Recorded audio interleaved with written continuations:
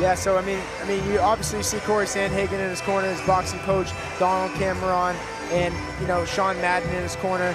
This guy also, one thing to be noted is Naimov is a Taekwondo world champion. He has over 100 matches all over Eastern Europe and Asia. So hopefully we're going to see some of that dynamic Taekwondo in the cage tonight. I just want to see a flare kick like they used to do in Tekken with the Bruce Lee character, Law, just a backflip. That would be dope. That would be dope. I must say, I mean, good thing these guys have the red and the blue tape on because they do look very similar. Yeah, it's like the cousins fighting each other for the last plate. Like, that's what we do at the house, right, G? We kind of fight for the last plate of food. That's it.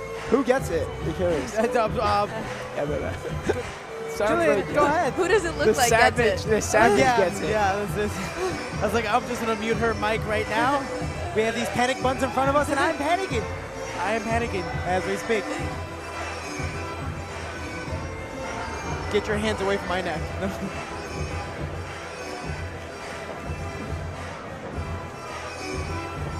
Oh, they really do look like cousins fighting each other. Yeah, the red and blue tape does help. Ladies and gentlemen, the following featherweight bout is set with 3 5-minute rounds of action. Introducing first, fighting out of the blue corner, this striker and jiu-jitsu specialist stands at 5 feet 9 inches tall. He weighed in at 145.4 pounds. He enters this fight with a professional record of 5 wins, 6 losses, and 1 draw. And fighting out of Tempe, Arizona, he is Andres the Punisher Pons.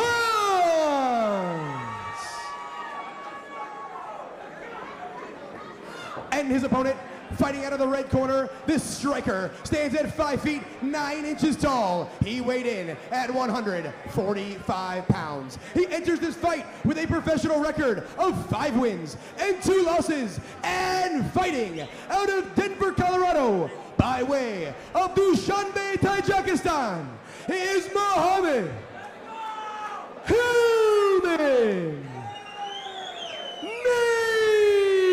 Naimov. The referee assigned this fight, Larry Fulton. And our fighter breakdown brought to you by It's a 10 Hair Care Line. Yeah, fighter breakdown. Ponce, look for the takedown on the ground and pawn. Naimov showcased Taekwondo skills. Man, guy's a world champion Taekwondo. We're going to see if he can showcase some of that tonight and look for those nice spin kicks and that flashy style. And this is a traditional stand-up fighter versus ground opponent. And we see both of them opening up with a jab. Oh, beautiful outside leg kick. Ponce, and trying to retaliate is Naimov. These guys are quick on the field. Oh, almost ran into that leg, but grabs a nice single leg and beautiful outside trip from Naimov. Amazing hips to scramble back up to his feet. Yeah, you have to have great hips if you're a Taekwondo specialist. Oh, nice high kick right there. Those feet have been coming fast by both, really. And again, Andres Ponce beating Juan Archuleta. Again, I respect Juan very highly, so I want to see Andres put in some work here. A nice shot, beautiful circle scramble, down block by Naimov.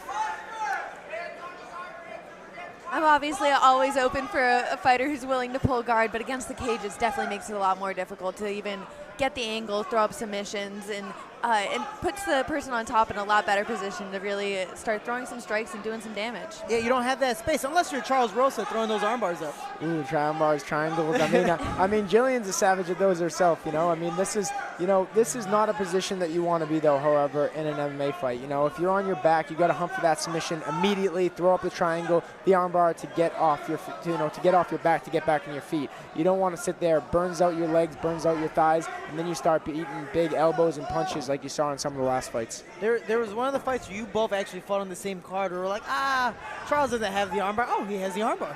Yep. Like, you just don't see it. Even the opponent's like, I'm good. Yeah, I actually got a 50K recharge bonus for that one, so that was a big W for me. Especially as a bottom fighter, you want to be constantly threatening your opponent on top, making them want to work, making them want to get out of your guard. So you see here he's trying to get his hips out a little bit, trying to do some work, but again, with the cage, it's just so hard. And Naimov doing a very good job putting that head against the chin, kind of keeping his opponent flat on both shoulders And if one shoulder's up, he's always circling him back to being flat on both. Yeah, I mean, Ponce obviously is super dangerous. I mean, he has that big win over the submission over Juan Archuleta, so at any moment he could lock up a submission, but it seems like Naimov is extremely wise to it right now. You know, he's got his head in the center, which, you know, negates a lot of the submissions if you can keep your head in the center. And you can see Ponce, you know, he's wiggling his hips, he's trying to get that angle, but the cage is stopping him from doing that. So it's a good, you know, he has him in a good spot in the cage. And we see how he was trying to wiggle to both sides, but Naimov, like Julian was saying, just being smart, using that cage, you know, to his advantage. It's really just impressive the pressure that he keeps against the cage here and how well he is able to control Ponce when he's trying to switch the angles, get out, throw up submissions, just offer whatever attacks he can from the bottom. And he's moving a lot. It's not like he's like, I'm going this way, oh, you got me. He's moving. Yeah, man, and I mean, that cage hurts. It's a really hard metal cage. So, like, when that's scraping against your head, scraping against your back, for those tuning in, that's not like a soft pillow cage. That's a hard fence cage that literally it's a fence. And for the fans watching, you see Naimov's head against the chin, just pushing against the cage, against that chin, and just putting that pressure there.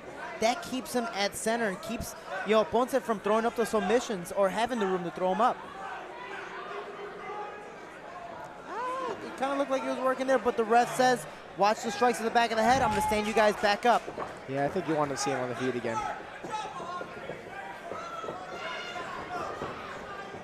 Ponce moving, changing angles.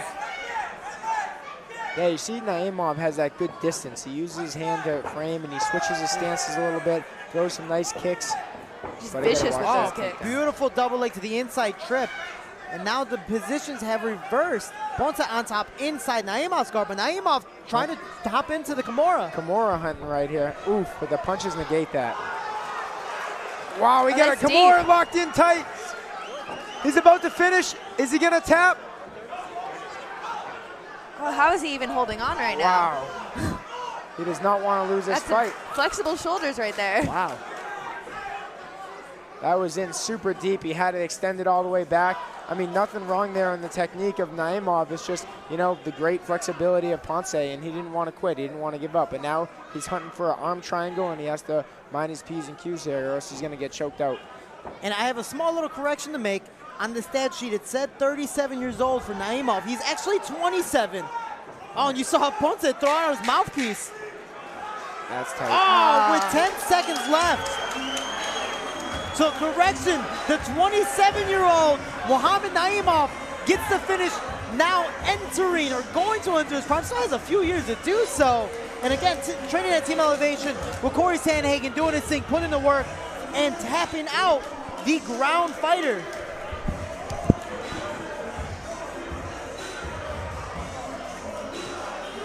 Here you see him just going for that arm triangle, just in so tight, shoving his shoulder just down into the throat, and Ponce's just trying to hold on as long as he can, but he just can't. And trying to hold out those 10 seconds until he get the tap there. I mean, he even threw out his mouthpiece. Like, he literally picked it out just to give his mouth room and space to breathe.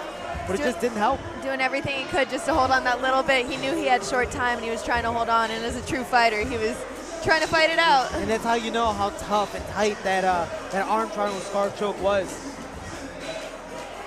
And beautiful job by Naimov to be able to work his feet out to transition to that side mount position and put that extreme pressure. It wasn't just arms, it's that shoulder pressure. It was right under the neck, right on those veins. And man, Andres Ponce, again, being the veteran, just could not do it. It's like there's some things you can tough out. You can tough out an arm bar, but you can't tough out a choke. Yeah. I mean, he could have gone out, but I mean, is that? Is it worth it?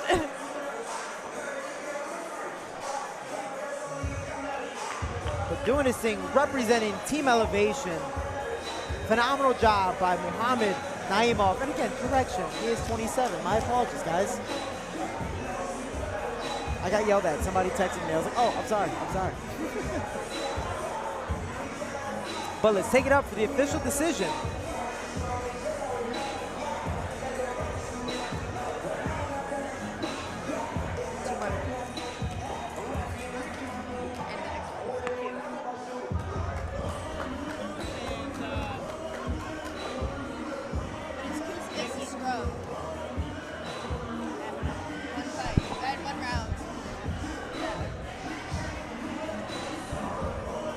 Ladies and gentlemen, referee Larry Folsom stops the fight at 4 minutes, 53 seconds of round number 1. Your winner via head and arm choke out of the red corner, Muhammad Naimov.